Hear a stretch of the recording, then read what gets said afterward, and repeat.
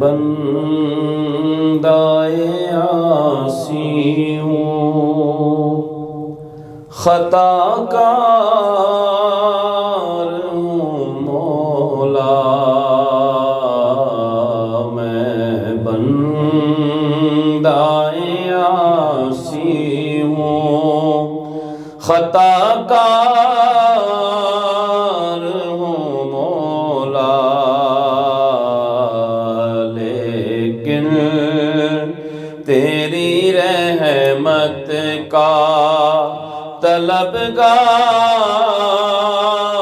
ہوں مولا، لیکن تیری رحمت کا طلبگار ہوں مولا، میں بندۂ عاصی ہوں،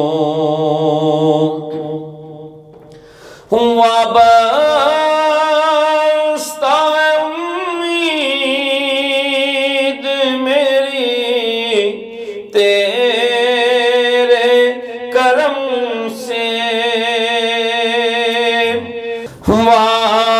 وابستہ امید میری تیرے کرم سے، تیرا ہوں فقط تیرا پرستار ہوں مولا، تیرا ہوں فقط تیرا پرستار ہوں مولا، میں بندۂ عاصی ہوں، اور پھر تو میرے ایمان کو توانائی عطا کر، پھر تو میرے ایمان کو توانائی عطا کر، برسوں نہیں صدیوں سے میں بیمار ہوں مولا، برسوں نہیں صدیوں سے میں بیمار ہوں مولا، میں بندۂ عاصی ہوں، خطا کار ہوں مولا، لیکن تیری رحمت کا طلبگار ہوں مولا، میں بندۂ عاصی ہوں۔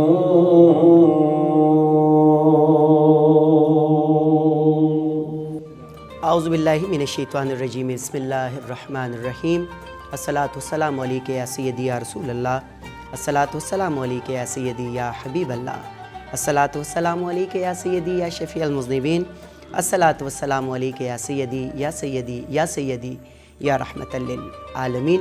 السلام علیکم ورحمۃ اللہ وبرکاتہ۔ دکھاؤ نیوز ڈیجیٹل کی رمضان مبارک ٹرانسمیشن کے ساتھ آپ کا میزبان محمد شہزاد مجید حاضر ہے۔ ماشاءاللہ، جیسا کہ آپ کو پتہ ہے کہ رمضان المبارک کا پیارا مہینہ اپنی برکتوں اور رحمتوں کے ساتھ ہم میں موجود ہے۔ اللہ کا فضل اور کرم کہ انہوں نے ایک مرتبہ پھر ہمیں یہ مہینہ عطا فرمایا، اور اس میں زیادہ سے زیادہ عبادت کی توفیق اللہ تعالیٰ نے ہمیں عطا فرمائی۔ یہ میری کمال نہیں، یہ آپ کی کمال نہیں، یہ جو کچھ بھی ہوتا ہے یہ ہمارا رب ہم پہ فضل کرتا ہے۔ تو اس کے فضل و کرم سے ہم عبادات بھی کرتے ہیں، ہم ریاضات بھی کرتے ہیں اور نیک اعمال بھی کرتے ہیں۔ جیسا کہ آپ کو معلوم ہے کہ دکھاؤ نیوز ڈیجیٹل ہمیشہ سے آپ کے لیے پیارے پیارے پروگرام لے کر آتا ہے، اور یہ رمضان مبارک ٹرانسمیشن آپ کے لیے لایا، اور اس میں جید علماء کرام اور مشہور و معروف نعت خواں حضرات اور اس کے علاوہ ڈاکٹرز، اس کے علاوہ پیر الزام اور مشائخ کو یہاں پہ ہم مدعو فرماتے ہیں، اور وہ آتے ہیں اور وہ اپنی گفتگو سے آپ کو اور ہمیں مستفیض فرماتے ہیں۔ آج ایک مرتبہ پھر ایک پیاری ٹیم کے ساتھ حاضر ہوں۔ حمد باری تعالیٰ سے آج کی اس بزم کا آغاز ہوا۔ میں اپنے مہمانوں کا تعارف کرواتا چلوں۔ میرے پاس حضرت علامہ صدیق علی چشتی، اسسٹنٹ پروفیسر شعبہ ناقابل ادیان، انٹرنیشنل اسلامک یونیورسٹی اسلام آباد، محتمم دارالعلوم جامعہ غوثیہ معینیہ بیرون یکتوت پشاور۔ السلام علیکم ورحمۃ اللہ وبرکاتہ۔ وعلیکم السلام ورحمۃ اللہ۔ حضرت کیا حال ہے؟ اللہ کا بڑا کرم، بہت شکریہ مدعو کرنے کا۔ ماشاءاللہ آپ کا شکریہ کہ آپ ہماری اسٹوڈیو آئے اور یہاں پہ آپ نے ہمارے اسٹوڈیو کو 4 چاند لگا دیے۔ ماشاءاللہ ہنستا مسکراتا چہرہ، آپ کے بزرگوں کی وہ جو روحانیت ہے وہ آپ کے چہرے میں نظر آ رہی ہے۔ اللہ سلامت رکھے، اللہ تعالیٰ آپ کو بھی سلامت رکھے اور اللہ تعالیٰ آپ کے علم میں اضافہ آمین فرمائے۔ آمین۔ میرے ساتھ ہمارے دوسرے مہمان جو کسی تعارف کے محتاج نہیں ہیں، میری مراد ہے عابد نور اشرفی صاحب۔ السلام علیکم۔ وعلیکم السلام ورحمۃ اللہ وبرکاتہ۔ عابد بھائی کیا حال ہے؟ اللہ کا شکر، آپ کی دعا۔ میں ٹھیک ہوں۔ رمضان کیسا گزر رہا ہے؟ الحمدللہ رمضان گزر رہا ہے، اللہ کا شکر ہے، بہت اچھا۔ بڑا پیارا بیج یا رسول اللہ صلی اللہ علیہ وسلم کا آپ نے لگایا ہوا ہے۔ جی الحمدللہ، یہ بیچ اس باسکٹ میں لگا ہوا ہے الحمدللہ۔ اچھا یہ لگا رہتا ہے؟ لگا رہتا ہے جی، اللہ کا شکر ہے۔ بہت شکریہ حمد باری تعالیٰ سے آپ نے آج کی اس محفل کو رونق بخشی اور اس کا آغاز فرمایا۔ اللہ تعالیٰ آپ کے علم میں عمل میں اضافہ عطا فرمائے۔ آمین، الہی عمل سمجھ۔ ناظرین، جیسا کہ آپ کو پتہ ہے کہ ہم ایک جو ہے وہ مضمون لے کر آتے ہیں پروگرام کو، جب ہم سٹارٹ کرتے ہیں تو ایک مضمون ہمارے ذہن میں ہوتا ہے۔ تو مجھے بہت سارے لوگ سوال کرتے ہیں اور کمنٹس میں بھی ہمیں بہت سارے لوگ کہتے ہیں کہ زکوٰۃ کے بارے میں ہمیں کچھ بتائیں۔ تو آج کا ہمارا موضوع ہے رمضان اور زکوٰۃ۔ تو چلتے ہیں اپنے مولانا صاحب کی طرف اور ان سے پوچھتے ہیں کہ زکوٰۃ اور رمضان کا آپس میں کیا رشتہ ہے، کیا تعلق ہے، اس کے بارے میں تھوڑا سا ہمیں بتائیے گا۔ بسم اللہ الرحمن الرحیم۔ زکوٰۃ اسلام کے ان بنیادی اور اساسی احکامات میں سے ہے جو کہ امت پہ فرض کیے گئے ہیں۔ صحیح۔ اور جس طرح نماز ہے، کلمہ ہے، حج ہے، یہ احکامات شریعت کے ہر صاحب استطاعت جن کی طرف یہ احکامات متوجہ ہوتے ہیں ان پہ لازم ہے۔ ٹھیک ہے۔ تو اسی طرح زکوٰۃ بھی شریعت کا ایک لازمی حکم ہے، اس کے اپنی شرائط ہیں۔ زکوٰۃ کب لاگو ہوتا ہے، کن پہ لاگو ہوتا ہے، یہ ساری تفاصیل ہماری کتابوں میں، فقہ کی کتابوں میں تفاصیل اس کی مندرج ہیں وہاں پہ۔ اور لیکن یہ جس طرح ہر مومن مسلمان پہ فرائض ادا کرنے کا حکم ہے، اسی طرح فرائض سے متعلقہ علم کا حاصل کرنا بھی فرض ہے۔ اچھا جی۔ یعنی اگر کسی مسلمان پہ جس طرح عاقل بالغ ہوتا ہے اس پہ نماز فرض ہے تو نماز ادا کرنا فرض ہے، اسی طرح نماز سے متعلقہ علم کا حاصل کرنا بھی اس پر فرض ہے۔ جی، تو اسی طرح زکوٰۃ سے متعلقہ یہ اللہ اور اللہ کے رسول کا لازمی حکم ہے۔ تو اس حکم کو ادا کرنے کے لیے اس سے متعلقہ علم بھی حاصل کرنا چاہیے، یعنی اس کی نیچر کیا ہے۔ زکوٰۃ، زکوٰۃ تزکیہ، صفائی، طہارت، تو یہ تو اس کے لغوی معنی ہے۔ یعنی تو زکوٰۃ بیسیکلی مسلمانوں کے، کسی بھی مسلمان کے اس مال کا تزکیہ ہے، اس کی صفائی ہے، جو ایک مخصوص حد کے اندر اس پہ پورا سال گزر جائے تو تب جا کے ایک مسلمان کو اللہ کا جو حق ہے وہ زکوٰۃ کی صورت میں دینا پڑتا ہے۔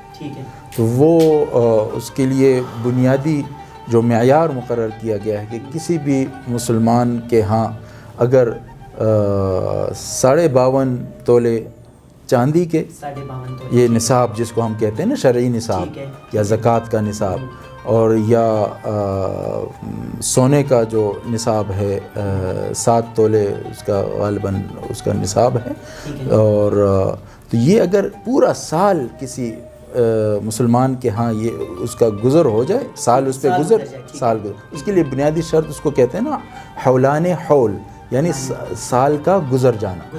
تو سال کا ایک دن بھی یا ایک لحظہ بھی، ایک منٹ یا ایک گھنٹہ بھی یہ سال کے اوپر گزر گیا، اس پہ یہ ادا کرنا فرض ہو گیا. تو یہ اس کے نصاب ہے اور یہ اس کے مطابق اس کی ادائیگی ہے. اس کے علاوہ کسی کے پاس سونا ہے؟ ہاں، سونا کا بھی معیار مقرر ہے کہ 7 تولے سونے کا معیار مقرر ہے کہ 7 تولے ہو یا اس سے زیادہ. بعض لوگ یہ کہتے ہیں کہ نہیں 7، اچھا بعض لوگ، میں نے یہ بھی سنا ہے بزرگوں سے کہ وہ یہ کہتے ہیں کہ 7 تولے ہو تو اس پہ نہیں ہے، 7 سے زیادہ ہوتے ہیں. اس کے بارے میں ذرا بتائیے، کیونکہ ہمارے جو سامعین ہیں، ناظرین ہیں، ان کو اس کے بارے میں وہ کہتے ہیں 7 ہے تو اس کے اوپر نہیں ہے، 7 سے زیادہ ہو جائے تو پھر ہے. یہ کیا آپ اس کے بارے میں کیا کہتے ہیں؟ ہاں، یہ اس میں نہیں، یعنی 7 اس کا منیمم جو اس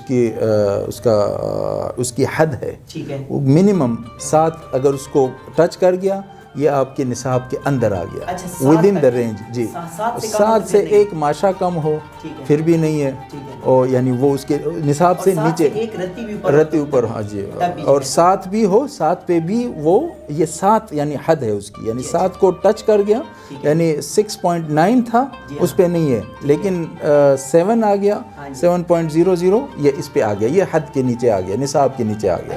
اچھا حضرت، ایک اس طرح ہے کہ ایک ابھی ان کے پاس نہ چاندی ہے نہ سونا ہے، 2 گھر ہیں ان کے پاس. ایک گھر میں وہ رہ رہے ہیں، ایک گھر کو انہوں نے رینٹ آؤٹ کیا ہوا ہے، ٹھیک ہے، اس کا جو کرایہ آتا ہے اس کے اوپر ان کا گزر بسر ہوتا ہے. یا ایک گھر میں یہ رہ رہے ہیں اور دوسری جو ان کی جگہ ہے یا جو جائیداد ہے وہاں سے ان کو کرایہ آ رہا ہے، تو اس سے بمشکل ان کا جو ہے وہ چولہا جل رہا ہے، اور اس کے علاوہ ان کے پاس اور کوئی ذریعہ معاش نہیں ہے. تو آیا اس پہ بھی زکوٰۃ، وہ جو ان کی جگہ ہے اس پہ بھی زکوٰۃ ہے؟ دیکھیں مجید بھائی، اس طرح ہے کہ اسلام جو ہے وہ دین فطرت ہے.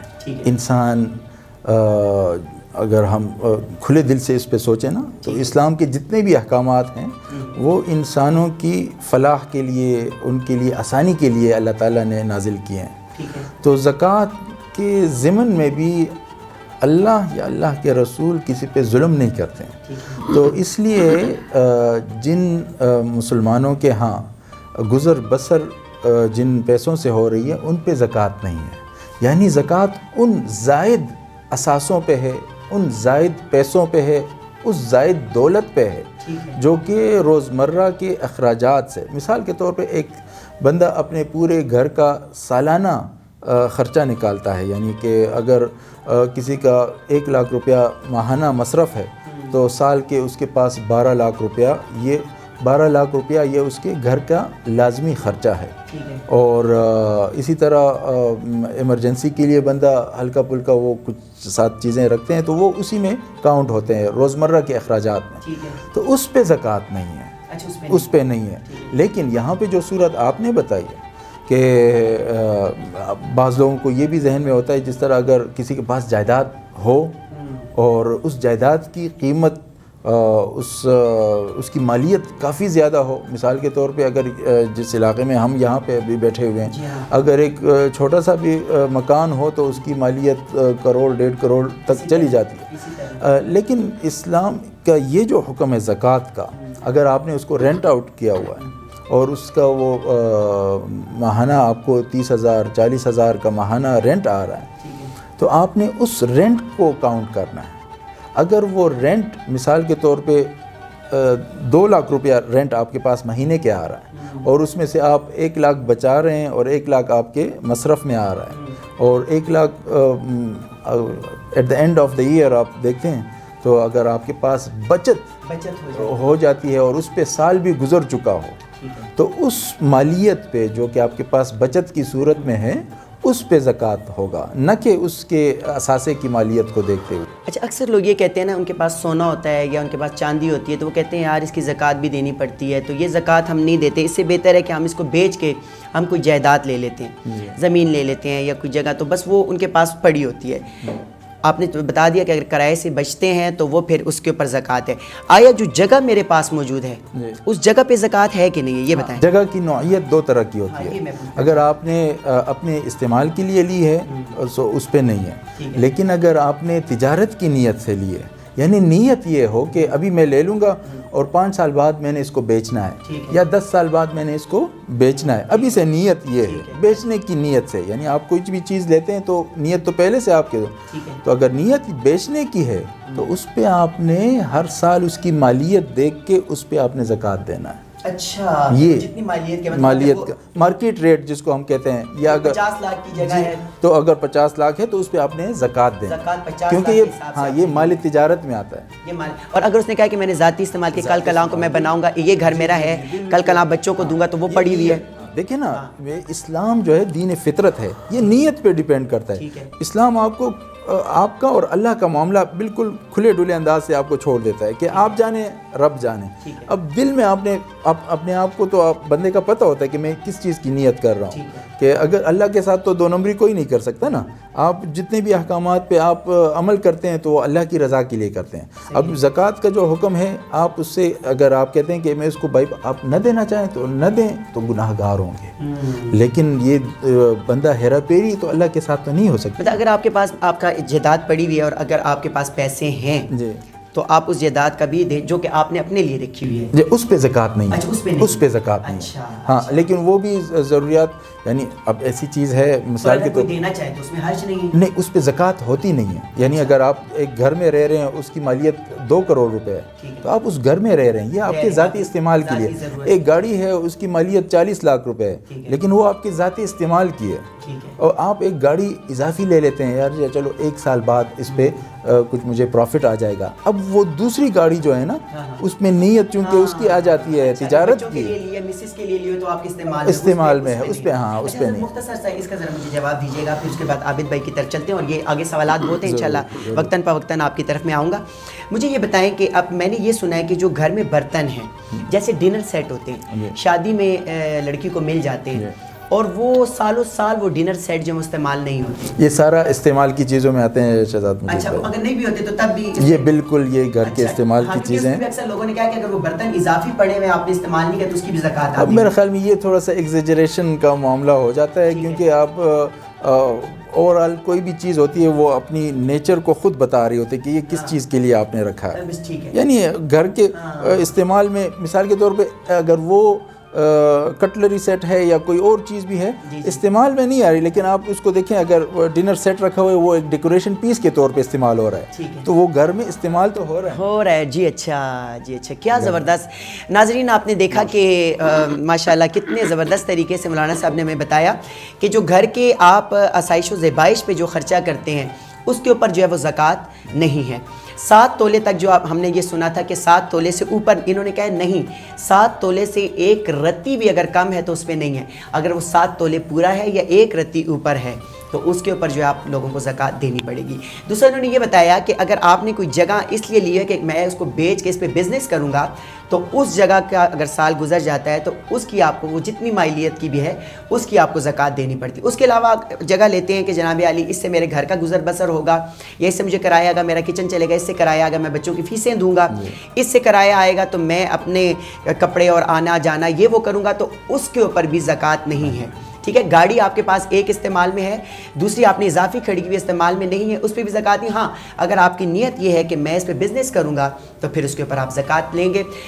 علامہ صاحب سے زکوٰۃ کے حوالے سے بہت پیاری گفتگو ہوئی، آگے بھی سوالات ہیں، چلتے ہیں عابد نور اشرفی صاحب کی طرف۔ عابد بھائی، آپ کے نام کے ساتھ اشرفی، اشرف جہانگیر، تو یہ انڈیا سے ہیں، آپ پاکستان میں ہیں، تو ان سے آپ کا بیعت کا سلسلہ، کیونکہ آپ کی جتنی فیملی ہے وہ اسی استانے سے بیعت ہے، تو آیا آپ انڈیا سے آپ کے بڑے آئے ہوئے ہیں یا آپ ادھر ہی ہیں یا انڈیا آپ کا اتفاقاً جانا ہوا, وہاں پہ آپ بزرگ جو ہیں وہ ان سے بیعت ہوئے, یا ان کے بزرگوں کا پاکستان میں آنا ہوتا تھا, میری بھی بڑی ملاقاتیں ہوئی ان سے, ٹھیک ہے. اس کے علاوہ ہاشمی میاں صاحب بھی اسی سلسلے کے, میری ان سے ڈھیر ساری, میں وہ خوش قسمت ہوں کہ لاسٹ ٹائم جو آج سے ایک 15 سال پہلے یا 16 سال پہلے ہاشمی میاں, یا 14 سال پہلے جب پاکستان آئے تھے, تو میرا کلر سیدہ سے لے کر سیالکوٹ سے لے کر اسلام آباد, یہ سفر ایک گاڑی میں.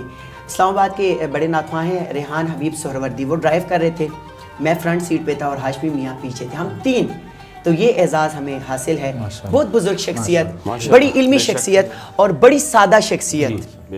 ایک جگہ ہمیں جب سیکیورٹی والے نے روکا تو کہیں کہ یہ کس بابے کو آپ نے بٹھایا ہوا ہے. انہوں نے وہ لنگی ماری ہوئی تھی اور ایک کرتا سا پہنا ہوا تھا اور سر پہ عام سی ٹوپی پہنی تھی. تو ہم نے جب انہیں کہا کہ یہ ہاشمی میاں, ایک دم وہ کھڑے ہو کر ان کے کہتے اچھا یہ ہاشمی میاں ہے. تو سادگی کا ان کا یہ عالم تھا. تو عابد بھائی یہ بتائیں کہ آپ لوگ انڈیا سے ہیں, پاکستان سے ہیں, یہ بیعت کیسے ہوئی, اس کے بارے میں تھوڑا سا عوام ہماری آپ کو سننا چاہتی ہے. شہزاد بھائی, پہلے تو آپ کا میں بہت شکریہ ادا کرتا آپ کا بھی ہوں شکریہ کہ یہ پشاور میں پہلا پروگرام ہے اور پہلا چینل ہے جس نے اس بارے میں ہم سے سوال کیا. الحمدللہ. دوسری بات کہ پاکستان بننے سے پہلے بر صغیر پاک و ہند جو تھے وہ ایک تھے. ٹھیک ہے. تو ہمارے آباء و اجداد کم و بیش 150 سال پہلے ٹھیک ہے پاکستان ہجرت کری انہوں نے. ٹھیک ہے. 150 سال پہلے کی. ٹھیک ہے. اور رہی بات یہ تو خاندان کی, اور رہی بات خاندان اشرفیہ کی, جی ہاں.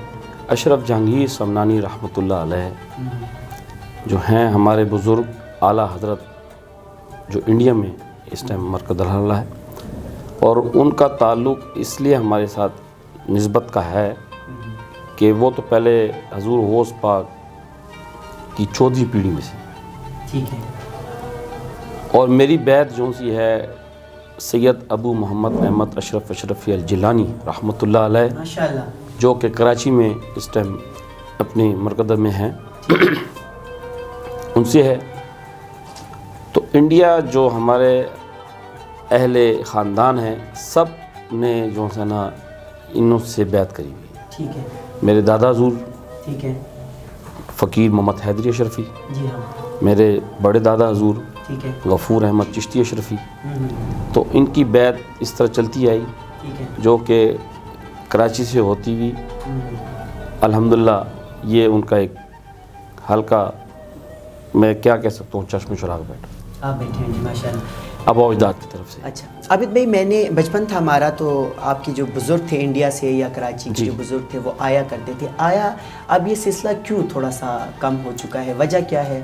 دیکھیں ابھی آپ کوئی سیکیورٹی ریزن ہے یا کوئی ان کے پاس ٹائم نہیں ہے, کیا ہے؟ ٹائم کی بھی بات نہیں ہے اور سیکورٹی ریزن کی بھی بات نہیں ہے. ابھی آپ نے ایک بات کری کہ جی آج کل جو جنریشن آ رہی ہے نا نئی, اس میں یہ چیز بہت کم ہوتی جا رہی ہے. ٹھیک ہے. اب جو سی ہے جنریشن میں اس کو اس طرف لانا بڑا ہمیں وہ ہو رہا ہے. ٹھیک ہے. اور رہی ان کے آنے کی بات, پہلے آتے تھے حضرت ہمارے, اب جیسے کہ آپ ماشاءاللہ یہ چینل چلا رہے ہیں, جی ٹھیک. الحمدللہ ہمارے اس ٹائم بر صغیر پورے میں ایشیا میں بھی اور ایشیا سے باہر بھی سرکار مہربانی ان کے چینل چل رہے ہیں ماشاءاللہ. اور وہ ان کی مصروفیات کی وجہ سے ہم جب ان کو دعوت دیتے ہیں تو ان کی کمٹمنٹ ہمارے ساتھ جڑتی نہیں ہے. آئے ہیں 2021 میں بھی آئے تھے تو ہم نے اتنا اس کو نہیں کرا تھا, ہم نے ان کو گھر میں آئے تھے, گھر میں ہم نے ایک میلاد رکھا تھا تو ہم نے انٹروڈیوس اتنا زیادہ نہیں کیا تھا. اور دوسرا 2023 میں بھی آئے تھے پھر. اچھا. جی الحمدللہ. چھپ چھپ کے آپ نے بلایا اور تو میں نے آپ کو بتایا نا یہ گلہ تو بنتا ہے, یہ گلہ بنتا حضرت صاحب, یہ گلہ تو بالکل گلہ بنتا ہے. میں اس کا جرمدار بھی ہوں. بس ٹھیک ہے. اور وہ اس لیے تھا, اس کا میں اس کو تھوڑا سا کلیئر کر دوں نا, وہ ان کے پاس صرف اور صرف 2 دن تھے. مثال کے طور پر میں ان کو اسلام آباد پک کرنے گیا ہوں خود ڈرائیو کر کے گاڑی میں, اور اسلام آباد سے 2-2.5 گھنٹے کی وہ ڈرائیو, اور رات کو 9 بجے پہنچے. انہوں نے گھر میں کھانا کھایا اور اپنا آرام کیا. دوسرے دن ہم نے محفل کری, محفل کر کے رات کو پھر ان کی روانگی ہوئی. اچھا. یہ ہمیں تو تھوڑا سا لمیٹیڈ ٹائم ملا تھا تو لہٰذا ہم نے کسی کو زیادہ اس میں مدعو نہیں کیا تھا. تو اس لیے جو تھا نا ہمارا سلسلہ اشرفیہ الحمدللہ اشرفیوں میں سے اشرفی, اور اشرفی ایسا لفظ ہے جو علی سے شروع ہوتا ہے اور یہ پہ ختم ہے. واہ واہ واہ واہ واہ واہ واہ. یہ اشرفی سلسلے میں جتنے بھی 14 سلاسل ہیں, جتنی بھی 14 سلاسل کی روحانیت ہے وہ اس کے اندر شامل ہے. سبحان اللہ سبحان اللہ. ناظرین, دیکھا کہ عابد بھائی نے اپنے اشرفی سلسلے کے بارے میں بتایا, اور بتایا کہ ہمارے آباء و اجداد آج سے 150 سال پہلے انڈیا سے آئے تھے. بر صغیر پاک و ہند ایک ہی تھا, لیکن جو حصہ اب انڈیا کے پاس ہے وہاں سے آئے ہیں. اب آپ دوبارہ سے جب ہم سوال کریں گے تو یہ بھی پوچھیں گے کہ آیا ابھی بھی آپ کے رشتہ دار وہاں پہ موجود ہیں, آپ کا آنا جانا لگا رہتا ہے کہ نہیں لگا رہتا. دوسرا انہوں نے یہ بتایا کہ یہ سوال پہلی مرتبہ دکھاؤ نیوز ڈیجیٹل کے پلیٹ فارم سے مجھ سے پوچھا گیا اور میں نے جواب دیا اور مجھے بہت خوشی ہوئی.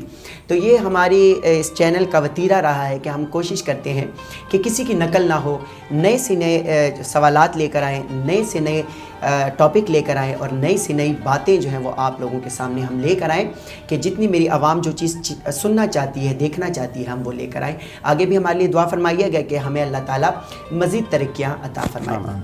علامہ صاحب, بات ہو رہی تھی زکوٰۃ کے اوپر. مجھے یہ بتائیں, ایک شخص ہے, اس کے پاس سونا موجود ہے, ٹھیک ہے, اور اس کے پاس پیسے بھی موجود ہیں, لیکن اس کی جو ترتیب ہے, آج کل کے جو معاملات چل رہے ہیں, مطلب ہر بندے کا معاملہ جو ہے بس وہ اللہ تعالیٰ پورا کر رہا ہے. اگر سوچیں کہ بھئی کل کیسے گزرے گا تو پھر بندہ پریشان ہی ہو جاتا ہے. تو میں نے یہ سنا ہے کہ یا بعض ہماری اس میں یہ کہ بھئی کپڑے لے لیتا ہے بعض بندہ, پیسے کی صورت میں زکوٰۃ نہیں دیتا, کپڑے لے لیتا ہے. اب بہن ہے اس کی غریب ہے, تو اب رمضان ہے تو عید آنے والی ہے, تو یا رمضان وہ بہن کو وہ زکوٰۃ کے پیسوں سے راشن ڈال دیتا ہے, یا ہماری تنظیمیں بعض ایسی ہیں جو آپ کو کہتی ہیں زکوٰۃ دیں, ہم رمضان میں راشن دیں گے, یا ہمیں زکوٰۃ دیں تو ہم مدرسے پہ خرچ کریں گے, یا ہمیں آپ زکوٰۃ دیں تو ہم جو ہے تو جب نئی کلاسز اسکولوں کی شروع ہوتی ہے تو ہم بکس اور کاپیز دیں گے, یونیفارم دیں گے, یا آپ ہمیں زکوٰۃ. بعض لوگ کر کے کپڑے لے لیتا ہے اور وہ پھر اپنے اہل و عیال میں وہ تقسیم کرتا ہے. یا جناب علی آ جاتی ہے, اس کی بہنیں آ جاتی ہیں, تو ان کے لیے کوئی کہتا ہے کہ بھئی میں پھل فروٹ لا لاؤں, یا ان کے گھر جاتا ہے تو زکوٰۃ کے پیسوں سے ان کے لیے کوئی پھل فروٹ لے جاتا ہے, یا ان کے لیے کوئی استعمال کھانے کی چیز لے جاتا ہے. تو آیا یہ زکوٰۃ اس کی ادا ہو جاتی ہے, یعنی وہ مطلب یکمشت وہ دے نہیں سکتا, تو وہ پورا سال اس طرح تھوڑا تھوڑا تھوڑا تھوڑا کر کے وہ کچھ نہ کچھ کرتا رہتا ہے. کسی کی مدد کر دی 1000 روپے, یا کسی کو 500 دے دیے, تو یہ پورا سال وہ تسلسل ایسے چلاتا ہے. تو آیا اس کی زکوٰۃ وہ جو ہے ادا ہو جاتی ہے یا نہیں؟ جی شہزاد بھائی, آپ نے 3-4 سوال ایک ہی سوال میں اکٹھے کر لیے ہیں. تو شریعت کے احکامات ایسا ہے کہ یہ بالکل کرسٹل کلیئر ہونے چاہیے. تو اس میں ایک چیز تو یہ ہے کہ زکوٰۃ کا معاملہ قریبی رشتہ داروں کے حوالے سے اصولی طور پہ ایسا ہے کہ اپنے اصول اور فروع کو آپ زکوٰۃ نہیں دے سکتے. اصول سے مراد یعنی اپنے والدین, ان کے والدین اور ان کے والدین, یعنی یہ اصول, ان کو آپ زکوٰۃ نہیں دے سکتے. فروع یعنی آپ کے بیٹا بیٹی جو بچے ہیں, ان کے بچے ہیں, ان کے آگے بچے, ان کو آپ زکوٰۃ نہیں دے سکتے. ان کو نہیں دے سکتے. ہاں, دائیں بائیں جو رشتہ دار ہیں, بہن بھائی, ایگزیکٹلی, تو ان کو آپ زکوٰۃ دے سکتے ہیں. اچھا, زکوٰۃ دینے میں جو اصل الاصول ہے نا کہ آپ زکوٰۃ, وہ نیت کی ہے کہ آپ زکوٰۃ بیسیکلی صدقے کا لازمی صدقہ جس کو ہم کہتے ہیں نا, یعنی یہ اس کی زکوٰۃ آپ لازمی یعنی واجبی صدقہ جس کو آپ کہیں لے, اس کیٹیگری میں آتا ہے. تو یہ لازمی حکم ہے, واجب ہے. تو صدقے کی اس براڈر فیملی میں یہ آتا ہے. تو دوسرے صدقات سے ان کو الگ کرنے کے لیے کچھ شرائط لگائی گئی ہیں. ٹھیک ہے, دیکھیں یہ ہمارے سامنے, ہاں دوسرے سامنے ہمارے ناظرین جو ہیں ان کے لیے یہ چیز بہت ضروری ہے کہ ہم عام جو صدقہ دیتے ہیں نا, کہ کسی کو 1000 پکڑا دیا, کسی کو 500 روپیہ, ضرورت مند بہت سارے ہوتے ہیں, تو آپ کسی کو دے, لیکن یہ آپ کی نیت پہ ڈیپینڈ کرتا ہے کہ آپ پہلے سے کلیئر ہوں کہ یہ نفلی صدقہ دے رہے ہیں یا وہ جو واجبی زکوٰۃ ہے آپ پہ اس میں سے کچھ دے رہے ہیں. ہاں, اتنی گنجائش آپ کے پاس ہے کہ اگر یکمشت آپ کے پاس نہیں ہے تو آپ تھوڑا تھوڑا کر کے بھی آپ زکوٰۃ ادا کر سکتے ہیں. کپڑے لے کے بھی دے سکتے ہیں. ہاں, اس میں اب یہ دوسری جہت ہے اس سوال کی. اس میں یہ ہے کہ عام طور پہ تو جس طرح کی جو جنس ہوتی ہے اسی جنس کی آپ زکوٰۃ نکالتے ہیں. مثال کے طور پہ اگر بھیڑ بکریوں کا ریوڑ ہے تو بھیڑ بکریوں کے حساب سے ان کا اپنا ایک نصاب ہے. پرانے زمانے میں آپ دیکھیں یا عرب کے ماحول میں اونٹ یعنی مال اور دولت کا ایک بہت بڑا ذریعہ ہوتا تھا. تو وہ جو اپنی ضرورت سے زائد جو چیزیں ہیں جو نصاب کا حصہ بنتا ہے اس میں پھر اونٹوں کا اپنا نصاب ہے. تو لیکن فقہا نے اس میں اتنی گنجائش رکھی ہے کہ آپ چاہے تو اجناس کی شکل میں دیں چاہے نقد صورت میں دیں.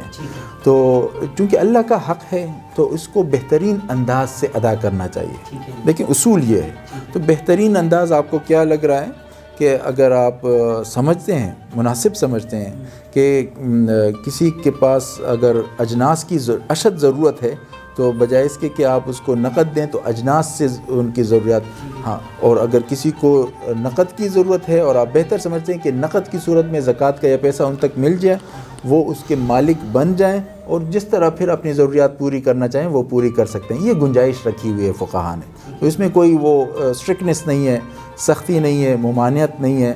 تو ایک یہ اس کے علاوہ ایک اور اصول یہ بھی ہونا چاہیے کہ جب آپ کسی کو زکوٰۃ دے رہے ہیں نا تو اس کو آپ مالک بنانا ہے. آپ نے اس کو یعنی اس کے تملیک کرنا ہے. آپ نے اس کی ملک میں دینا ہے اور بس وہ مالک ہو گیا. وہ جانے اس کا کام جانے جس طرح بھی اس کو استعمال میں لانا چاہے وہ اس کی مرضی ہے. جی جی جی ایگزیکٹلی. اچھا اس میں ایک اور چیز بھی ہے. بعض لوگ ایسے ہوتے ہیں جو کہ سفید پوش ہوتے ہیں لیکن زکوٰۃ کے قابل ہوتے ہیں زکوٰۃ لینے کے قابل ہوتے ہیں. تو آپ اندازہ لگاتے ہیں اور غالب گمان پہ یہ ڈیسائیڈ کرتے ہیں کہ یہ زکوٰۃ کا مستحق ہے. تو آپ کا اس کو بتانا بھی ضروری نہیں ہے. جب آپ زکوٰۃ جو آپ پہ ہے وہ آپ دے رہے ہیں تو آپ بتانا ضروری نہیں ہے. بس آپ نیت یہ کرنی ہے کہ یہ میرے پاس جو اللہ کا جو حق ہے زکوٰۃ کا یہ میں نے اس میں سے ادائیگی کر رہا ہوں یہ اس کو میں یہ ادا ہو جائے. اکثر جیسے آج کا ہمارا ٹاپک بھی یہی ہے کہ رمضان اور زکوٰۃ. تو اکثر لوگ رمضان میں زکوٰۃ دیتے ہیں تو ایسی بیوہ عورتیں گھر ان کا اپنا ہے اور ان کے پاس مطلب سونا نہیں ہے کچھ نہیں ہے. بیٹے ان کے ہیں. اب ایک عورت ہے اس کے 2 بیٹے ہیں 3 بیٹے ہیں اور تینوں بیٹے جو وہ کام کاج کر رہے ہیں لیکن اس کے کام کی وجہ سے بھی اور خود ہی بھی وہ کام کاج کر رہی ہے تو ان کا گزر بسر سختی سے ہو رہا ہے. تو آیا اب ایک بیٹا اس کا دبئی میں ہے مثال ہے ٹھیک ہے یا سعودیہ میں عربیہ میں ہے کام کر رہے ہیں لیکن 50-60 ہزار بھجوا رہے ہیں. بچیاں اس کی جوان ہیں ان کو کس نے بیانا ہے. تو آیا اس عورت کو آپ زکوٰۃ دے سکتے ہیں؟ دیکھیں زکوٰۃ کا مستحق کون ہے یہ بذات خود ایک مستقل ایک سوال ہے نا. تو دیکھیں جو غیر مستحق ہو جس کا گزر بسر ہو رہا ہو جس کا گزارا ہو رہا ہو اور جو صاحب نصاب ہو خود اس کے لیے تو دوسروں سے زکوٰۃ لینا منع ہے. یہ ناجائز ہے حرام ہے. تو جو صاحب نصاب نہیں ہے وہ پھر اس کے مختلف کیٹیگریز ہیں. ان میں سے کچھ بہت آبویس ہوتے ہیں لوگوں کو پتہ ہوتا ہے حالات ان کے سامنے ہوتے ہیں.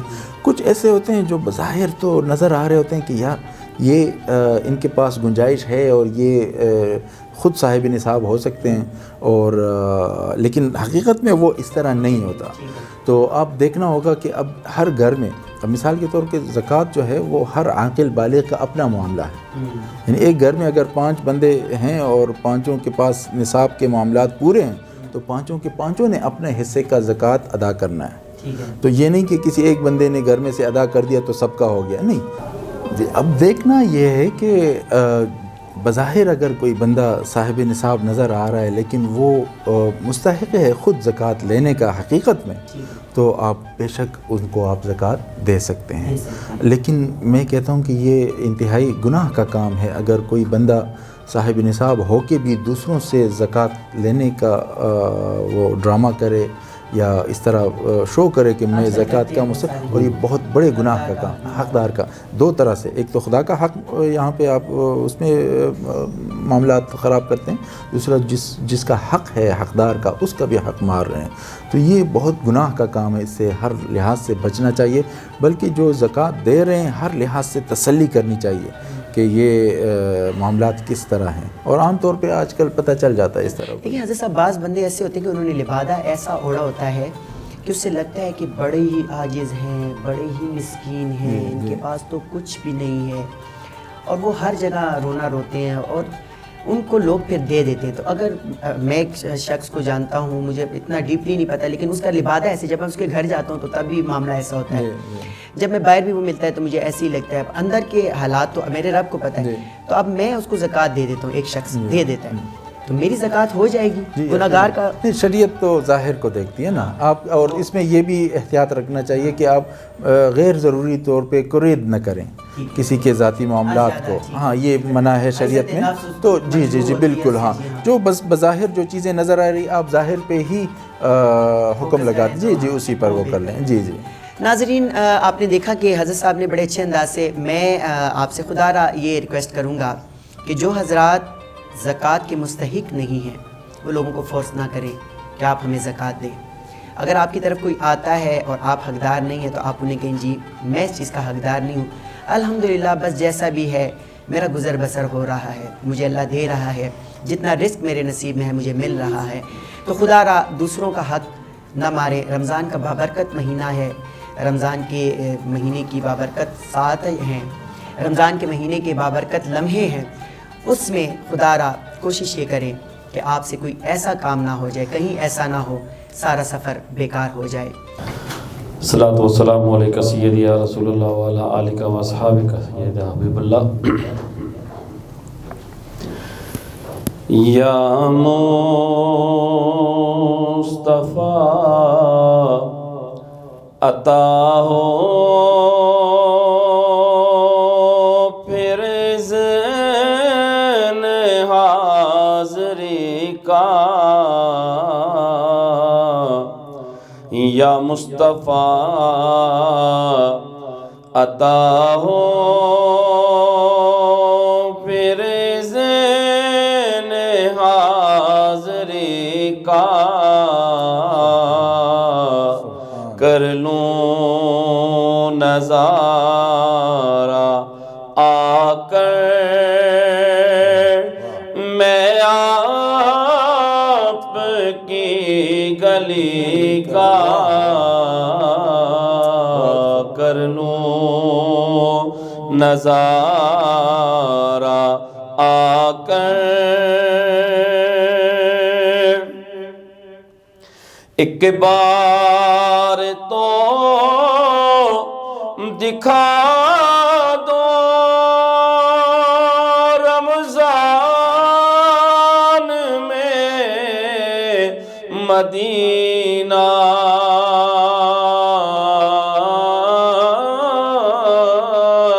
ایک بار تو دکھا دو رمضان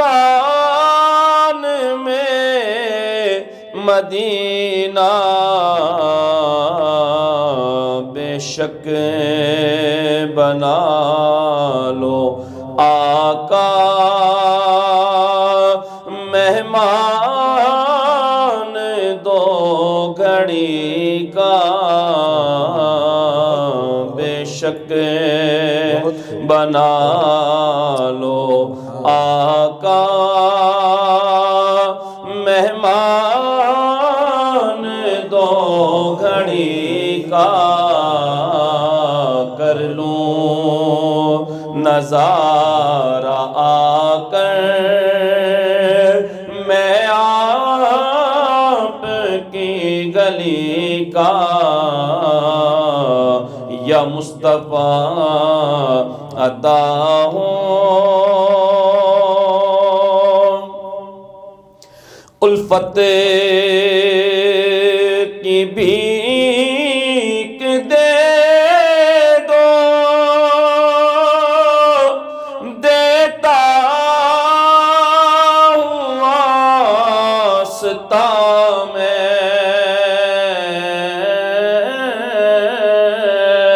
الفت کی بھیک دے دو,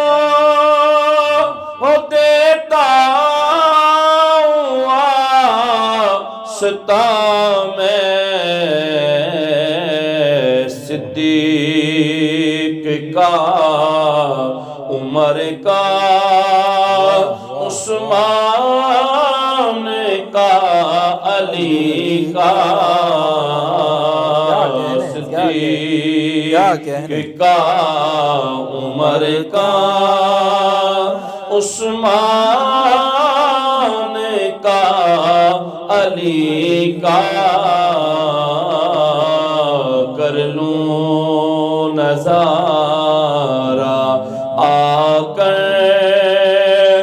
میں آپ کی گلی کا یا مصطفیٰ عطا ہوں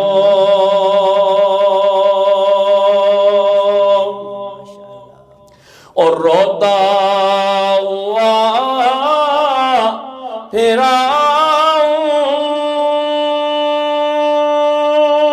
داغے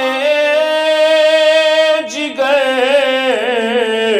دکھاؤں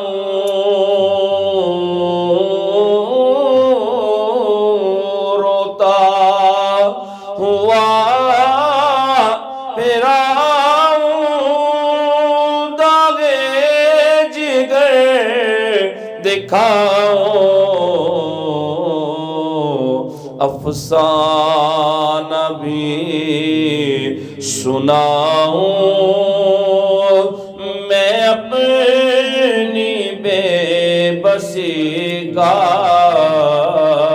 افسانہ بھی سناؤں میں اپنی بے بسی کا کر لوں نظارہ آ کر میں آپ کی گلی کا یا مصطفیٰ عطا ہوں میزاں پہ سب کھڑے ہیں اعمال کھل رہے ہیں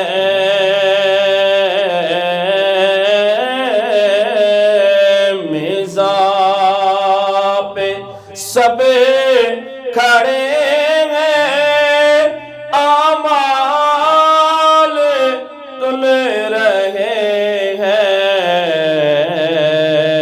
رکھ لو یا مصطفیٰ عطا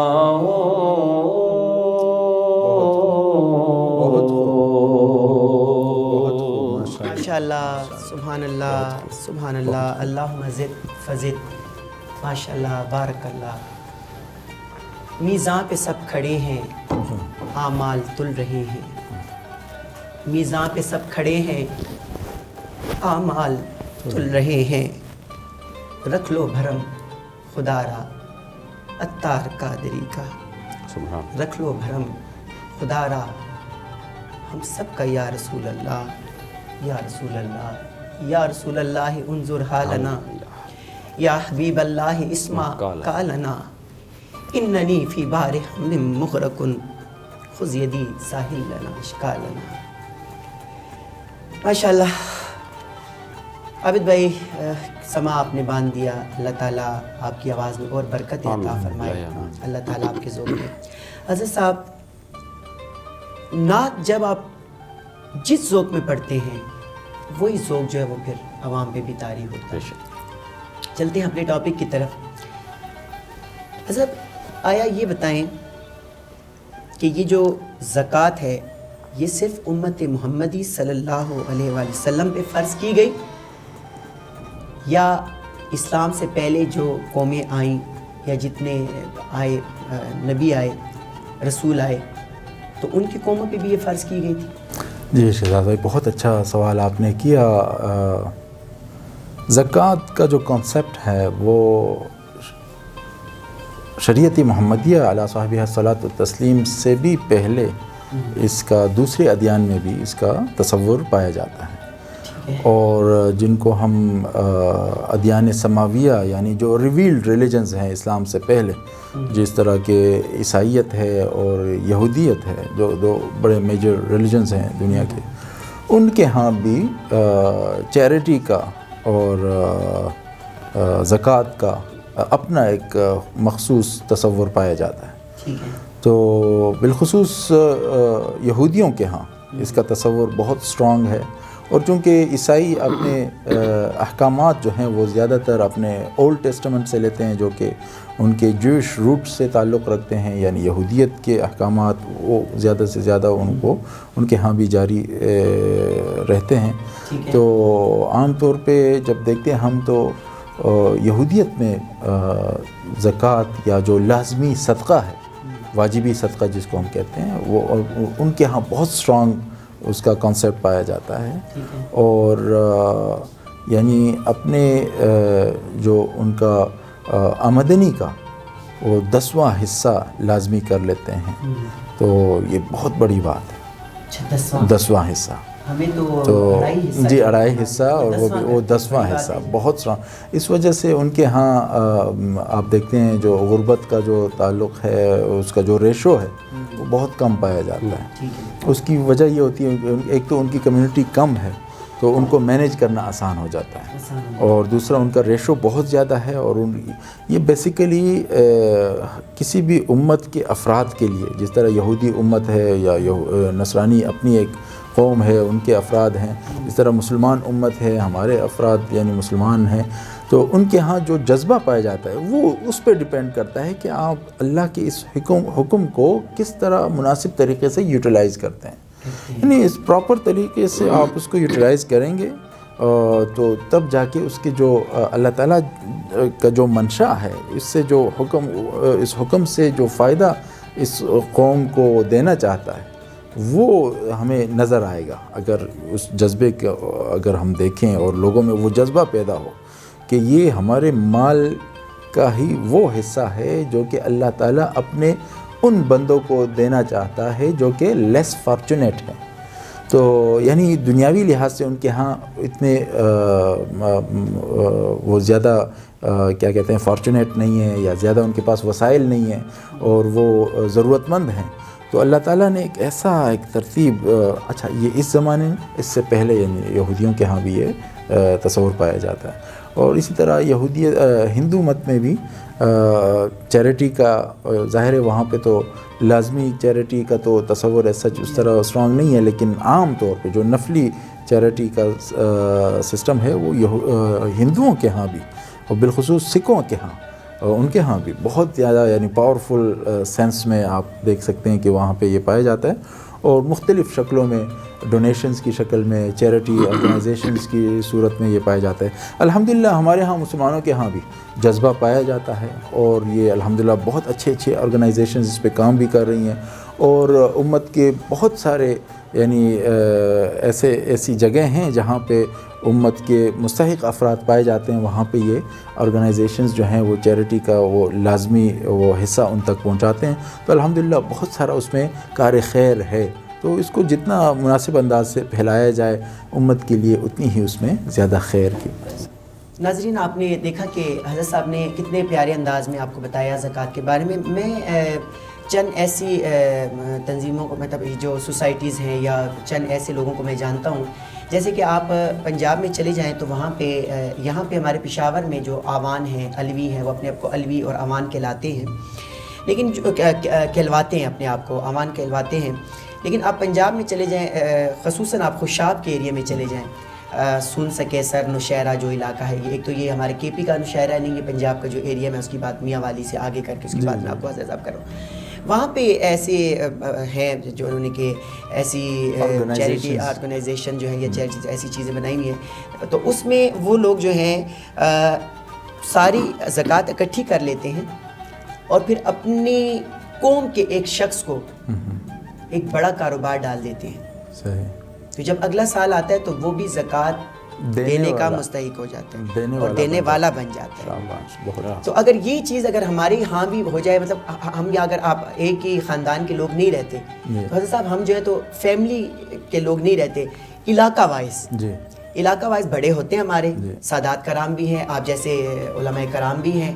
تو میں ان سے یہ ریکویسٹ کروں گا اپنے دکھاؤ نیوز ڈیجیٹل کے پلیٹ فارم سے کہ آپ کچھ ایسا ترتیب بنائیں. چلیں ابھی تو رمضان آ گیا ہے، نیکسٹ سال ایسا کوئی ترتیب بنائیں، ایسی کوئی ترتیب بنائیں کہ آپ جتنے مخیر حضرات ہیں ان سے آپ زکوٰۃ لیں اور دیکھیں کہ علاقے میں ایک بندہ ٹوٹا پھوٹا ہوا ہے، بالکل کھانے کی درک بھی نہیں لگ رہی، اس کے معاملے بھی نہیں ہیں، تو یہ یکمشت وہ زکوٰۃ لے کر اس کو کوئی کام کر دیں تو چلیں اس طریقے سے چند سال گزریں گے تو علاقے میں کوئی بھی غریب نہیں رہے گا۔ یہ بہترین آئیڈیا آپ نے دیا ہے۔ اصل میں زکوٰۃ کا جو مصرف ہے وہ بھی اسی انداز سے ہونا چاہیے۔ دیکھیں شہزاد بھائی، اگر جب آپ زکوٰۃ کو ایسے جس طرح ہم کہتے ہیں نا کہ تھوڑا تھوڑا کر کے آپ یہ ایک بس وقتی طور پہ ان کی ضرورت کو پورا کرنے کے لیے آپ اس کو دے رہے ہیں، اس کے بجائے بہترین طریقہ یہی ہے کہ اس کو اکٹھا کیا جائے اور جو مستحق ہیں ان کو اس کا مالک بنا کے ان کے لیے کاروبار بنا کے دیا جائے۔ اچھا صاحب، ایک اور بات بھی ہے کہ آپ نے رمضان میں خصوصاً دیکھا ہوگا، آپ ابھی بھی جاتے ہوں گے رمضان میں، آپ نے دیکھا ہوگا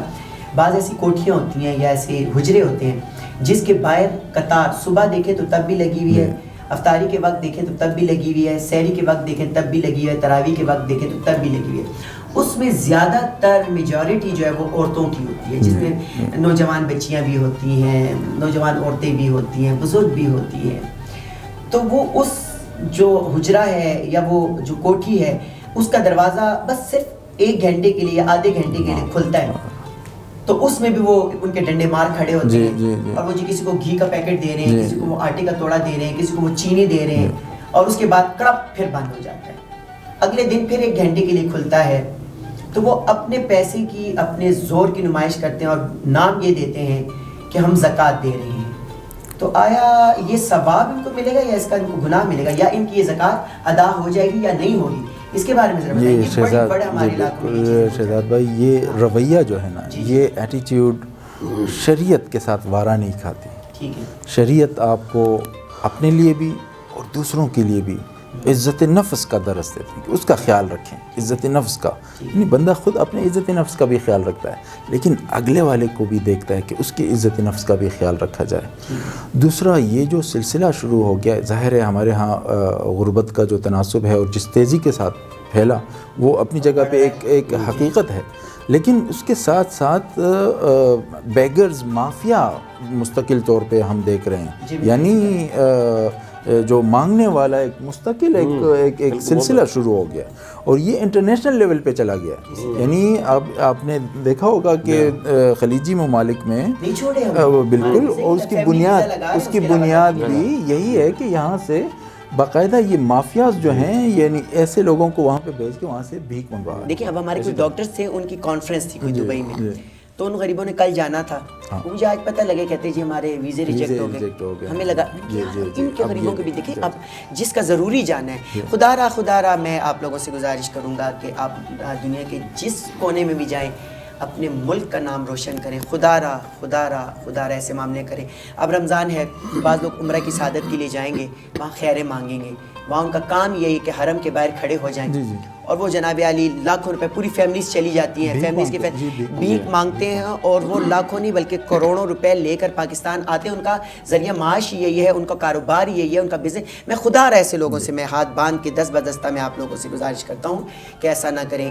ایسے لوگ جو ہیں جو بہت غریب ہیں، جو بیرون ملک جانا چاہتے ہیں، مزدوری کرنا چاہتے ہیں، اپنے گھر کے محافظ بننا چاہتے ہیں، اپنے گھر کے جو ہے کفیل بننا چاہتے ہیں، تو خدا را ان کے لیے پرابلم کریٹ نہ کریں۔ اس طرح ہے بالکل۔ اب ایسا بندہ ہے جو کہتا ہے کہ چلے مجھے یہاں 10,000 کی نوکری نہیں ملتی، وہاں مجھے 1000 ریال کی یا 1000 درہم کی مل جاتی ہے، جس میں میں 700 بچا دیتا ہوں یا میں 600 بچاتا ہوں، تو 40-50 ہزار تو میرے گھر آئیں گے نا جی، میرے گھر کا کرایہ، میرے گھر کا بل، میرے گھر کا جو چولہا ہے وہ تو چلے جلائے گا، تو اب اس کا بھی ویزا نہیں لگ رہا۔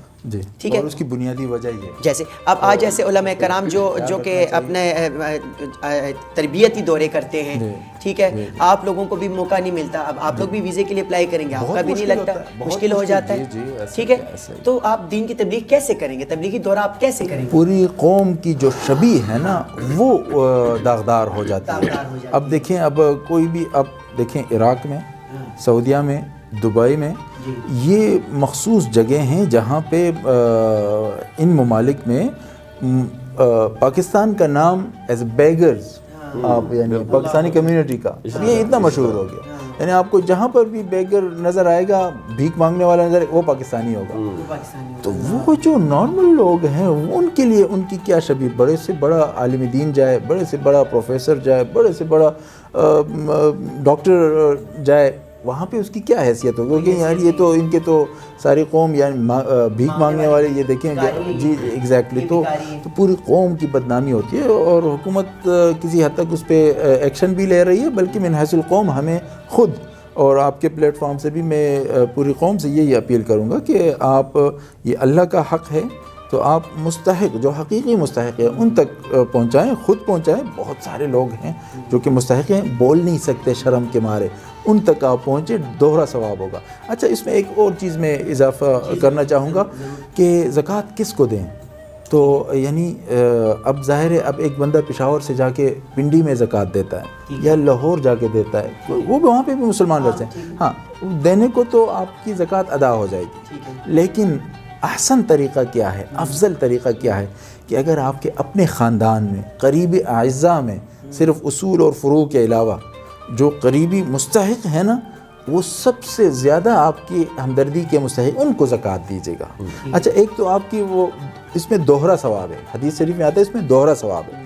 ایک ثواب، ایک تو اللہ کا حکم آپ نے اس پہ عمل کیا، زکوٰۃ ادا کر دی، دوسرا آپ نے صلہ رحمی کی، یعنی آپ نے رشتہ داری نبھائی، تو دوہرا ثواب ہے ایک، اور دوسرا قریب علاقے میں جو آپ کے نزدیک پڑتا ہو، وہاں پہ مستحق ہیں اور آپ ان کو چھوڑ کے اب دوسری جگہ جا رہے ہیں، یہ نامناسب ہے۔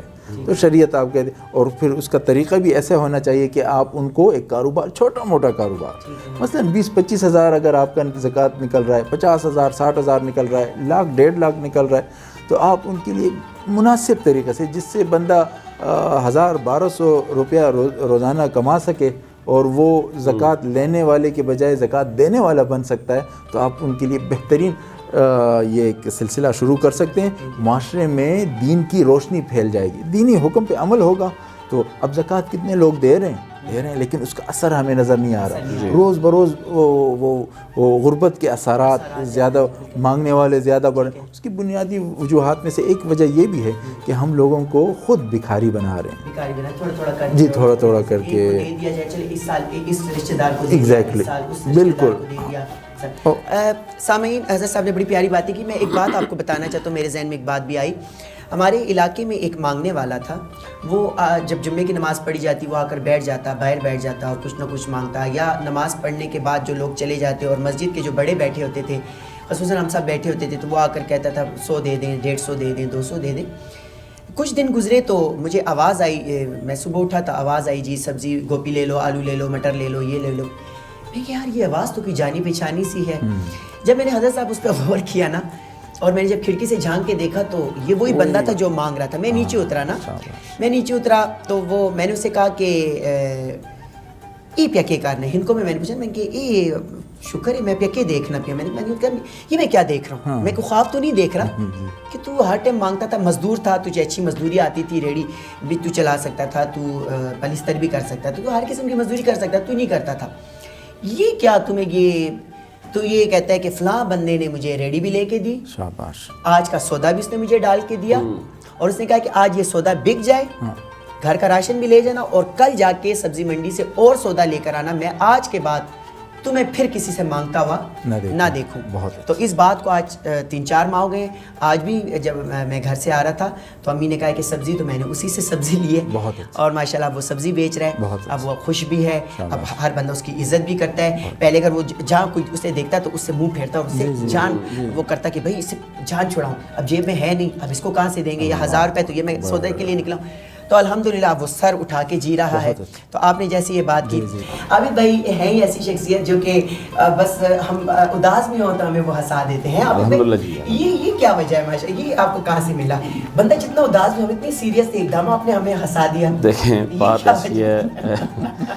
بات ایسی ہے کہ وہ میں اکثر کسی محفل میں جاتا ہوں تو کہیں حمد کا مجھے جب موقع مل جاتا ہے نا تو میں ایک شعر پڑھتا ہوں کہ نثار سید کونین پہ میرے ماں باپ، تو یہ انہی کا مہربانی ہے، انہی کی مہربانی ہے۔ میری والدہ محترمہ، اللہ تعالیٰ ان کو جنت الفردوس میں جگہ عطا فرمائے، وہ روتی محفل کو ہنسا دیتی تھی۔ سبحان اللہ۔ اب میں یہ نہیں کہہ سکتا کہ میں ان کی نقل کر رہا ہوں، بس آ گئی ہے، اور میرا بھی دل کرتا ہے کہ یہ چیز ہونی چاہیے۔ اب اس کو میں دوسری طرف نہیں لے جا سکتا، لیکن بس عادت سی بنی ہوئی ہے، بہت اچھا کہ میں کسی کو میں کسی اداس سیریس نہیں بندے دے کو بھی سکتے، دیکھتا ہوں نا، آپ اداس نہیں دے سکتے، آپ کہتے ہیں کہ بس یہ ہنستے بس۔ ابھی بھی آپ کی والدہ محترمہ اللہ تعالیٰ کی درجات بلند فرمائے، آپ کے والد صاحب کی بھی والدہ آپ کی پہلے دنیا سے پردہ فرما دی، والد صاحب آپ کی بعد میں گئے، آپ کی والدہ جو ہے مجھ سے بڑا پیار کیا کرتی تھی۔ اس طرح میں پچھلے دنوں بھی ایک جگہ گیا، آپ کے چچا ہیں وہ بیمار تھے تو ان کا پوچھنے گیا، تو میں یہ ذکر کر رہا تھا کہ آپ کی والدہ جو تھی ان کے جو چارپائی تھی اس کے نیچے میں نے کھڑاوے دیکھے تھے لکڑی کے، جی، وہ جو ایسا ایک تھا اور اس کے ایک نوک سی نکلی ہوتی ہے، اس کو یہ جو ہے نا بڑی انگلی اور چھوٹی انگلی میں پھنسا کے، تو یہ کیوں وہ پہنا کرتی تھی، یا پھر مجھے انہوں نے بتایا کہ ایک پاؤں کا مسئلہ تھا، اور دوسرا میں نے یہ سنا کہ جو کھڑاوے ہوتے ہیں لکڑی کے یہ شوگر کے مریض کے لیے بہتر ہوتے ہیں، تو یہ انڈیا سے آپ نے منگوائے تھے، یہاں سے بنوائے تھے، یہ کہاں سے؟ اور یہ ایکچولی والدہ کی میری ایک ٹانگ تو یہ گھٹنے سے کٹی ہوئی تھی نا، اچھا جوانی میں کٹی؟ نہیں، بچپن میں، بچپن میں، اچھا ٹھیک ہے، تو اس میں وہ کچھ ہوا تھا، بچپن میں گری ہوں گی، ہاں ہاں ٹھیک تو ہے، وہ کچھ بن گیا تھا، تو ڈاکٹر گردیزی صاحب تھے لاہور میں، اچھا اسپیشلسٹ تھے بڑے، تو انہوں نے پھر اس کو نہیں چاہا کہ یہ مزید پھیلے، تو انہوں نے یہیں سے وہ کاٹ لیے تھے، تو وہ کھڑاوے انہی کے تھے، اور وہ شوگر بعد میں ہوئی، اچھا لیکن وہ اس کو پہنا تھا، اچھا وہ کھڑاوے اس طریقے سے پہنا، جی اس طرح وہ پورا ایک ٹانگ بنی، ہاں، اور اس کے ساتھ دوسرے پاؤں کو وہ کرنے کے لیے مجھے، ہاں حضرت صاحب وہ میرے لیے بڑی ایک نئی چیز تھی، بچہ تھا میں، اور میرا آغاز بھی حیدری ہاؤس سے ہی ہوا ہے نعت کا، تو ان کا جو گھرانہ ہے وہ تو اس لحاظ سے جیسے کہ آپ کا گھرانہ کسی سے دھکا چھپا نہیں، آپ کے والد صاحب کے اللہ تعالیٰ درجات بلند فرمائے، اللہ تعالیٰ ان کے فیض و برکات ہمیں نازل فرمائے، چشتی صاحب کے نام سے ہر جگہ بلکہ دنیا میں لوگ ان کو جانتے ہیں، دنیا میں لوگ جانتے ہیں، تو یہ جو بزرگ گھرانے جو ہوتے ہیں اس سے ہمیں بہت کچھ سیکھنے کو ملتا ہے۔ میں اپنے ینگسٹرز کو بھی یہ کہتا ہوں، آج دیکھیں آپ بھی اپنے بچوں کو لے کر آئے ہیں، ہمارے کیمرے کے پیچھے بیٹھے ہوئے، میں بھی بچوں کو لے کر، عابد بھائی بھی لے کر آئے ہیں، ہم بچوں کو اس لیے لاتے ہیں کہ ہمیں ہمارے بڑے اپنے ساتھ لے جایا کرتے تھے، اور آج ہم اس مقام پہ، جیسے حضرت صاحب آپ نے کہا، یا آپ ماشاءاللہ اتنی بڑی اس پہ سیٹ پہ بیٹھے ہوئے، عابد بھائی آپ ہیں، ہمیں تو یہ کیوں بیٹھے کہ ہمارے بڑے ہمیں اپنے ساتھ رکھتے تھے، ایسا ہی۔ تو آج کل یہ جو بچے گمراہ ہو رہے ہیں، یہ جو بچے خراب ہوتے جا رہے ہیں، تو ناظرین آپ اپنے بچوں کو اپنے ساتھ ٹچ رکھا کریں، کیونکہ سوشل میڈیا کا دور ہے، موبائل کا دور ہے، انٹرنیٹ کا دور ہے، تو جتنا آپ اپنے بچوں کو اپنے سے دور کریں گے تو وہ دنیاوی تعلیم سے بھی دور رہیں گے، دینی تعلیم سے بھی دور رہیں گے، اور وہ اور معاملات میں بھی آپ سے دور ہوتے ہیں، تربیت نہیں ہو سکے گی، تربیت اس کی نہیں ہو سکے گی۔ تو بچوں کے ساتھ آپ دوستانہ ماحول رکھیں، تو انشاءاللہ دیکھیں کہ پھر آپ کے گھر میں کیا رونقیں ہوتی ہیں، یا آپ کے بچے کہاں تک پہنچتے ہیں۔ تو عابد بھائی آج ہمیں آپ کون سا ایسا کلام سناتے ہیں جو کہ میں یہ چاہ رہا ہوں کہ جس کلام کی آپ کو زیادہ فرمائش ہوتی ہو محفل میں، آج آپ ہمیں وہ کلام سنائیں۔ ٹھیک، سبحان اللہ۔ آپ نے جو مجھے عرض کیا ہے نا، جو زیادہ فرمائش ہوتی ہے، جی ہاں، تو میں فرمائش سے نکل کر تھوڑا سا آ رہا ہوں، جی بالکل، ضرور، اس لیے اس ٹائم جو ہمارا الحمدللہ ماحول بنا ہوا ہے نا، بے شک بے شک، اور جو نسبت سے ہمارا سٹارٹ ہوا ہے، کوئی پوچھے مگر نیازی سے ہاں، تو اس کے حوالے سے میں آپ کو نعت کے اشعار سناتا ہوں۔ ماشاءاللہ۔ اپنی نسبت سے میں کچھ نہیں ہوں، اس کرم کی بدولت بڑا ہوں، ان کے ٹکڑوں سے اعزاز پا کر تاجداروں کی صف میں کھڑا ہوں، اس کرم کو مگر کیا کہو گے، میں نے مانا میں سب سے برا ہوں، میں نے مانا میں سب سے برا ہوں، جو بروں کو سمیٹے ہوئے ہے، ان کے قدموں میں بھی پڑا ہوں، جو بروں کو سمیٹے ہوئے قدموں میں بھی پڑا ہوں۔ بات پھر وہی آئی کہ دیکھنے والوں مجھ کو نہ دیکھو،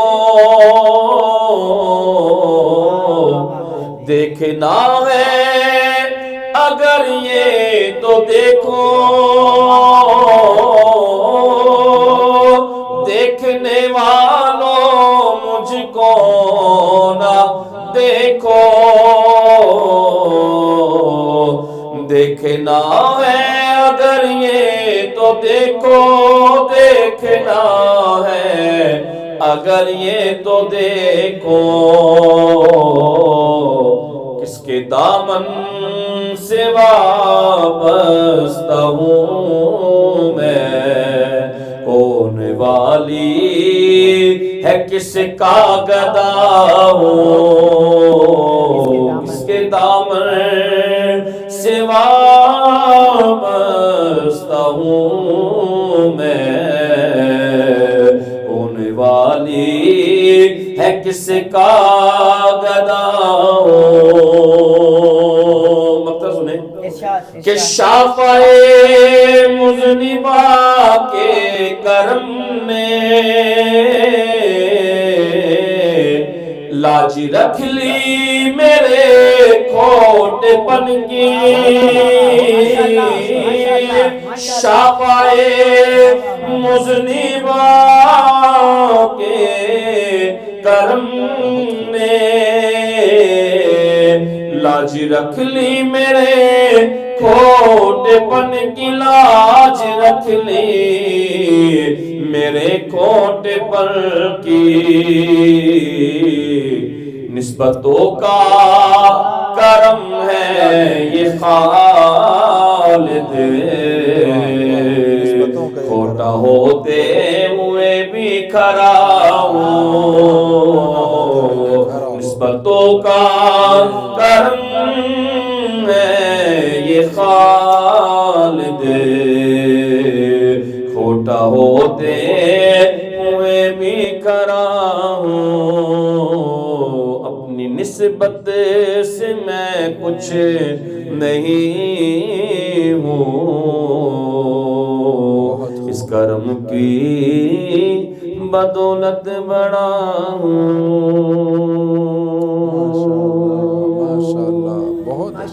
بہت بہت خوب، بہت خوب، بہت خوب۔ دیکھنے والوں مجھ کو نہ دیکھو، اللہ کیا کہنا ہے، کیا دیکھنے والوں مجھ کو نہ دیکھو، دیکھنا ہے اگر تو یہ دیکھو، کس کے دامن سے وابستہ ہوں میں۔ کیا کہنا، کیا کہنا، کیا کہنا، بہت زبردست۔ پھر وہ کہا تھا نا کہ کوئی پوچھے مگر نیازی سے، اللہ کام کرتی ہیں نسبتیں، یہ ساری نسبتیں ہیں بہت کہ آج آپ پہ اور مجھ پہ جو رنگ چڑھا ہوا ہے یہ وہ نسبتوں کا حضرت بے شک، بے شک، ایسا ہی نسبتوں کی بدولت۔ بے شک حضرت صاحب اپنے والد صاحب کے بارے میں تھوڑا سا بتائیے گا، اور یہ بتائیے گا ان کا کوئی ایسا واقعہ آپ ان کے ساتھ سفر میں، جیسے آپ کے بچے جا رہے ہیں تو آپ بھی جاتے ہوں گے، تو کوئی ایسا سفر جو کہ بڑا یاد ہوتا ہو، یا جب آپ پاکستان سے باہر جاتے تھے یا اپنے شہر سے باہر جاتے تھے تو لوگ ان کا ادب احترام کس طریقے سے کیا کرتے تھے، کوئی ایسا واقعہ ایک ایسا ذرا سا بتائیں، تھوڑا سا والد صاحب کے بارے میں بتائیں۔ سبحان اللہ، قبلہ والد صاحب میرے مرشد بھی ہیں، میرے استاذ بھی ہیں، میرے مربی ہیں، اور سب سے بڑھ کے میرے دوست بھی تھے۔ ماشاءاللہ، یہ جو بات آپ نے کی نا، سب سے بڑھ کر میرے دوست بھی ہیں۔ اور میں ان کی وفات کے بعد جو یعنی ان جیسی ہستی مجھے نہیں ملی، یعنی ان کی کمی ہر لحظہ مجھے محسوس ہوتی، ایسی ایک جاندار شخصیت، یعنی ان کا اپنا والد صاحب کا جو سٹیٹس ہے وہ اپنی جگہ پہ، مرشد کی حیثیت سے الگ حیثیت ہے، لیکن جو ایک دوست کی حیثیت سے وہ اسپیس ابھی تک وہ کوئی وہ نہیں۔ تو قبلہ والد صاحب رحمۃ اللہ تعالیٰ علیہ ایک اپنے وقت کے عظیم فقیہ، بے شک عظیم اولیاء سے ان کا ایک تعلق رہا وقت کے، حضرت قبلہ غزالی زماں، راضی دوراں، سید احمد سعید کاظمی نور اللہ مرقدہ الشریف ان کے دست راست رہے، ان کے گھر میں پلے بڑے اور ان کے قابل اعتماد بچوں جیسے شاگردوں میں ان کا شمار ہوتا، اور استاذ المدرسین جو سارے سنی علماء کے جو مربی ہیں، استاد ہیں، حضرت قبلہ عطا محمد بندیالوی رحمۃ اللہ تعالیٰ علیہ، تو ان کے ساتھ بھی ان کا ایک ایسا ہی ایک تعلق، سینئر ترین جو علماء میں ان کا شمار ہوتا تھا. تو ہمارے لیے وہ آپ والی باتیں ساری آ جاتی ہیں نسبت کی طرف، تو ہمارے لیے ایک واقعی ایک اللہ کا تحفہ ہے.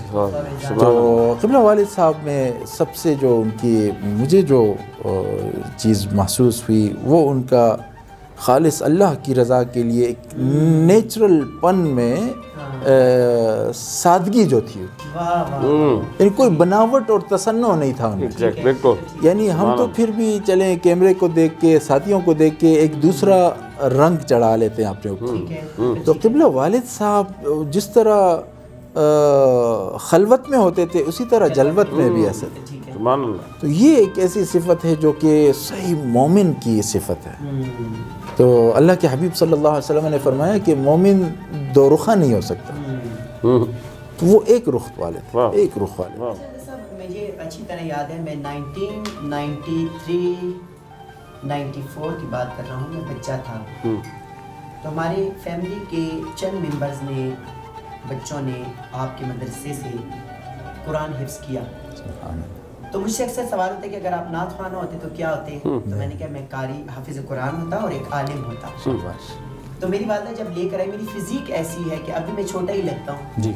تو وہ جب میری والدہ مجھے لے کر گئی، والد صاحب کام کرتے تھے، بیرون ملک تھے، تو میری والدہ مجھے مدرسے آپ لوگوں کے لے کر گئی. تو آپ کے والد صاحب کی وہ ہلکی ہلکی جھلک مجھے یاد ہے.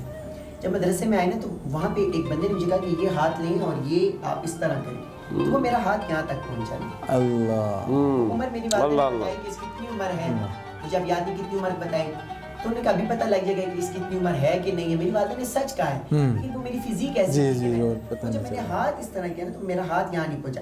یہ کیا لاجک ہے، اس کے بارے میں ذرا بتائیے. اچھا مجھے اس کے بارے میں کوئی پتہ ایسا ہمارے پرائمری اسکول میں بھی ہوتا تھا. جب ہم پرائمری اسکول دوبارہ جب میرا داخلہ پرائمری اسکول میں ہوا، دنیاوی تعلیم میں بھی ہوا، انہوں نے بھی یہی چکر کیا. اچھا میرے علم میں یہ لاجک بڑی میں پوچھوں گا، میں ضرور اس کے بارے میں. اور پھر انہوں نے کہا نہیں یہ تو ابھی بڑا چھوٹا ہے اور یہ مدرسے میں نہیں رہ سکتا. کہتے ہیں ہم ہفتے بعد یا مہینے بعد بچے کو چھوڑتے ہیں، تو یہ آپ کا بچہ بہت چھوٹا ہے. تو بس اللہ تعالیٰ نے مجھے وہاں سے پھر یہاں لانا تھا. میرے لیے اللہ تعالیٰ نے یہ بڑی خدمت ہے. ابھی یہ تقدیر کے معاملات ہیں، بہترین انداز میں آپ دین کی خدمت کر رہے ہیں، اللہ قبول فرمائے. اور میں اس کے بارے میں کہتا ہوں کہ وہ جو پرنسپلز تھے وہ بھی دنیا سے پردہ فرما گئے، آپ کے والد صاحب تھے وہ بھی دنیا سے پردہ فرما گئے. تو یہ ذرا آپ کسی کوئی ایسے بڑے ہو جو کہ آپ کے والد صاحب کے بہت قریب ہوں، میں ضرور اس کے بارے میں پوچھوں گا، میں پوچھوں گا، محتمم ہیں یا ان سے آپ پوچھیے گا کہ یہ جو چکر ہے، یعنی عمر ناپنے کا ایک اپنا یہ پیمانہ ہے ناپنے والا. اور یہ میں نے پچھلے کوئی گپ شپ ہو رہی تھی تو انہوں نے کہا کہ ہاں پہلے پرائمری اسکول میں جب جایا کرتے تو اس طریقے سے. تو یہ بتائیں کہ کتنی عمر کے بچے کا ہاتھ کان تک پہنچتا ہے یا کم ہو تو نہیں پہنچتا؟ صحیح، یہ میں پتہ ہمارے اس میں بھی آج آیا جی علم میں اضافہ ہو گیا. اس کو کہتے ہیں بعض چیزیں ہوتی ہیں جو اسٹریٹ وزڈم میں آتی ہیں، یعنی ہمیں جو چلتے پھرتے گلی محلے سے ہمیں حکمت کی باتیں آ جاتی ہیں، اور کچھ پرانے زمانے سے بھی جو چیزیں علم کی بنیاد پہ چلی آ رہی ہوتی ہیں وہ بھی. تو چونکہ میرے علم میں نہیں ہے، میں اس پہ اپنی طرف سے کامنٹ ابھی فی الحال نہیں کر سکتا، لیکن میں ضرور جو سینئر ساتھی ہیں ان سے میں ضرور پوچھوں گا. آئندہ بھی آپ کو دکھاؤ نیوز ڈیجیٹل کے اسٹوڈیو میں انشاءاللہ دعوت دیں گے، اور امید رکھتے ہیں کہ آپ ہماری آواز پہ لبیک کہیں گے. مجھے خوشی ہوئی ہے، بہت اچھا پلیٹ فارم ہے اور سلسلہ اور بڑے ابھی جمی ہے. اور جب دیکھا تو گھڑی ٹائم کہتا ہے کہ بس آپ بس کر دیں، بس آگے آپ نہ جائیں. تو ماشاءاللہ ناظرین آپ نے دیکھا کہ کتنی پیاری آج گفتگو عابد بھائی نے ہمیں ہنسایا، حضرت صاحب نے ہمیں اتنی پیاری پیاری باتیں کہی. ایک پوائنٹ رہ گیا، حضرت صاحب نے کہا کہ اس پہ میں کمنٹس نہیں دے سکتا. انشاءاللہ رمضان کے علاوہ بھی ہم پروگرام کریں گے انشاءاللہ. ہمارا ارادہ ہے، اللہ تعالیٰ ہمیں استقامت عطا فرمائے. حضرت صاحب آپ کا بہت شکریہ کہ آپ آئے، اللہ تعالیٰ آپ کو اجر عظیم عطا فرمائے. عابد بھائی آپ کا بھی بہت شکریہ کہ آپ آئے. خوش رہیں، آباد رہیں. اسی کے ساتھ اپنے میزبان محمد شہزاد مجید کو اجازت دیجیے. السلام علیکم ورحمۃ اللہ وبرکاتہ.